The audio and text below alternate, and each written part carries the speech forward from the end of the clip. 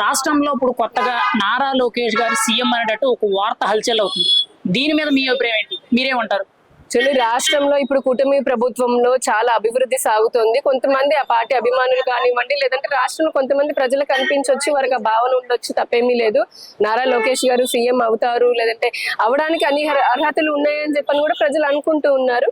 ఇప్పుడు ప్రస్తుతానికి నారా చంద్రబాబు నాయుడు గారు మనందరూ తెలిసిన విజనరీ నాయకుడు. వారు ఎన్నోసార్లు గతంలో కూడా ముఖ్యమంత్రి లాగా పనిచేశారు. ప్లస్ ఇప్పుడు కూటమి పార్టీల ఆధ్వర్యంలో కూటమి ప్రభుత్వం చాలా అద్భుతంగా చేస్తుంది. నిజంగానే ప్రజలు కోరుకుంటూ, లేదంటే అటువంటి పరిస్థితుల్లో ఆ పార్టీ తెలుగుదేశం పార్టీ లేదంటే కూటమి పార్టీల నిర్ణయం తీసుకున్నారు అనుకోండి, అందరికీ ఇప్పుడు ఎవరైతే ఆశిస్తున్నారో మరి వారందరికీ మంచిదే కదా.